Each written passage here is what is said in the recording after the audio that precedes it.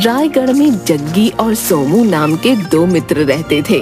जग्गी और सोमू का बचपन साथ बीता था और अब दोनों जमींदार के खेतों में साथ साथ खेती करते थे। दोनों मित्र अपने अपने खेतों पर काम कर रहे थे। तभी उनका एक और मित्र गबरू भोजन लेकर आया और दोनों को आवाज लगाई। अरे भाइयों, जग्गी, सोमू, अरे जल्दी आओ भैया, मैं तुम्हारे लिए भोजन ले आया हूँ। दोनों आ गए और खेत में ही जमीन पर बैठ गए। गबरू, तू भी बहुत मदद करता है। अरे भैया, मैं कछु ना करूँ भैया। अब तुमने हमें सहारा दियो है, अब हम इतना तो कर ही सके है भैया, बाकी कछु और करने लायक तो है ना। अरे ऐसा नहीं है गबरू, तुम हमारे मित्र हो भाई। हाँ हाँ, लेकिन तुम हमें सहारा दियो है, ये तो सच ही है। कभी कभी तो हम सोचे रहे कि हमें भी स्कूल जाना चाहिए।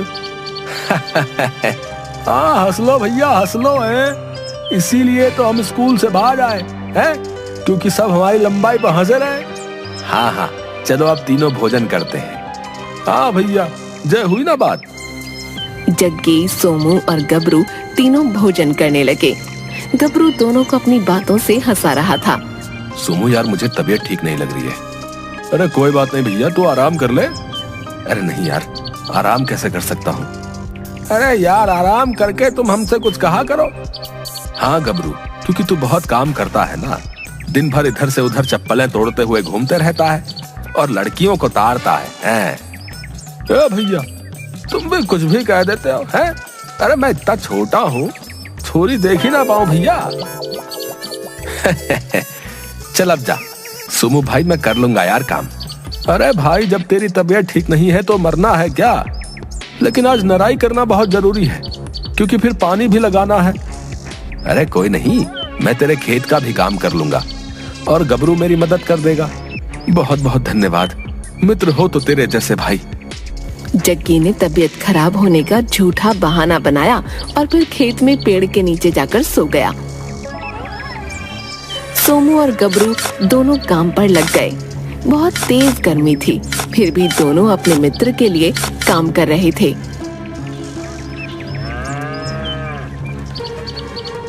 शाम को जग्गी सोमू और गबरू के पास गया और कहा, अरे तुम दोनों ने आज बहुत काम किया है, अब तुम्हारी तबीयत कैसी है भैया? मैं बिल्कुल ठीक हूँ।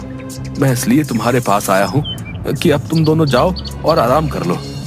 अरे नहीं नहीं, मेरे हिस्से के खेत में थोड़ा सा काम बचा है, मैं ये जरूर करूंगा। तुम दोनों ने मेरे हिस्से का काम किया, इसलिए मैं अब तेरा काम कर रहा हूँ।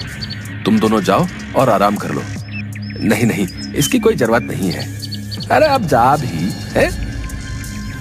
जग्गी ने सोमू और गबरू को जबरदस्ती भेज दिया। दोनों पेड़ के नीचे जाकर सो गए। जग्गी अकेले बहुत खुश हो रहा था। अब आएगा ना मजा, जब जमींदार आएगा और ये दोनों सोते हुए मिलेंगे। वाह, मेरी तारीफ होगी और बहुत तारीफ होगी। आहा।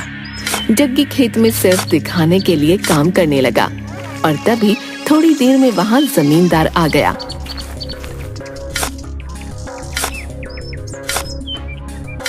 जग्गी, तू अकेला काम कर रहा है? वो दोनों कहाँ हैं? वो अभी आ रहे हैं। कहाँ गए हैं? क्या हुआ? तू मुझसे क्या छुपा रहा बे? वो दोनों पेड़ के नीचे सोए हुए हैं। वो सुबह से सोए हुए हैं। मैंने अपने हिस्से का काम कर लिया है और अब मैं सोमू का काम खत्म कर रहा हूँ। अच्छा, मैं अभी सोमू को सबक सिखाता हूँ। तुम अच्छे हो, अपना काम ऐसे ही किया करो, ठीक है? जग्गी बहुत खुश हुआ, क्योंकि जग्गी ने अपनी गलती को सोमू के ऊपर डाल दिया था। सोमू सीधा साधा लड़का था। जमींदार ने सोमू और गबरू को जगाया। जमींदार साहब, आप क्यों बे? तुम काम चोरी कर रहे हो और मैं तुम्हें आकर पकड़ नहीं सकता क्या है? जमींदार साहब, सोते हुए चोरी कैसे कर सकते हैं बताइए? आप भी कुछ भी बोलते हो। माना कि हम कभी स्कूल नहीं गए, लेकिन हम सब समझते हैं भैया। नींद से बाहर आओ। वो तुम्हें आज एक पैसा नहीं मिलेगा और अगर आगे से ऐसा कोई काम किया तो मैं तुम्हें काम से निकाल दूंगा। तुम्हारे मित्र जग्गी को आज दोहरी दिहाड़ी मिलेगी। क्योंकि उसने सारा काम किया है। जमींदार चला गया। ये क्या हुआ? मैं कुछ समझा नहीं, लेकिन मैं समझ गया हूँ भैया। क्या? यही कि जग्गी भैया तुमको फंसा दिए हैं। हाँ, ये जग्गी बचपन से ही ऐसा है, मुझे फंसा देता है।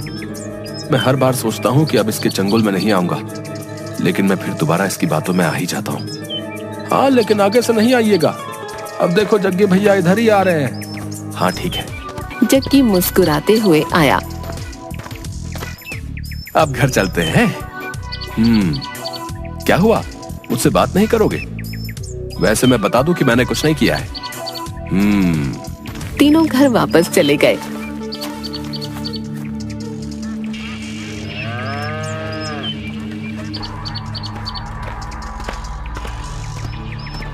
एक सुबह जग्गी, सोमू और गबरू तीनों जा रहे थे। तभी रायगढ़ के राजा विक्रम सिंह के 2 सिपाही आए और बोले, यहाँ सोमू कौन है? अरे हम तो गबरू हैं। सोमू भैया ई दोनों में से कौन से हैं बूझो? हम सिपाही हैं और तुम हमसे मजाक कर रहे हो। अभी कैद कर लेंगे। क्षमा क्षमा भैया, हमारी जुबान फिसल गई, माफ कर दो। जी मैं सोमू हूँ, मुझे बताइए कि क्या हुआ? तुम्हारे पास कोई हीरा है? नहीं नहीं, मैं गरीब हूँ, मैं मेहनत मजदूरी करता हूँ। हमें तुम्हारी तलाशी लेनी होगी। अरे अरे, सोमू मेरा मित्र है, बहुत ईमानदार है, इसकी जेब में कुछ नहीं मिल सकता। इतना कहकर जग्गी ने सोमू को गले लगा लिया। हमें तलाशी लेनी होगी। हाँ हाँ कोई नहीं, आप सोमू के साथ साथ मेरी तलाशी भी ले सकते हैं। सोमू चोर नहीं है। सिपाहियों ने सोमू की तलाशी ली और सोमू की जेब में हीरा मिल गया। आखिर हमारा संदेह सही था, तू ही चोर है। राज दरबार चल। ये राज खजाने का बहुत कीमती हीरा है और इसके साथ बहुत सारे हीरे जवाहरात हैं जो तुम्हारे पास ही होंगे। मैं चोर नहीं हूँ, मैंने ये हीरा नहीं चुराया। अच्छा, पकड़े जाने के बाद हर चोर यही कहता है। मैं सच कह रहा हूँ, मैंने कुछ नहीं किया है। मुझे तो तुम्हें अपना मित्र कहते हुए शर्म आ रही है। तुम ऐसा करोगे? मैंने सोचा भी नहीं था। मुझे अब तुमसे कोई मतलब नहीं है, तुम चोर हो। सिपाहियों ने सोमू की बात नहीं सुनी और उसे पकड़ कर ले गए।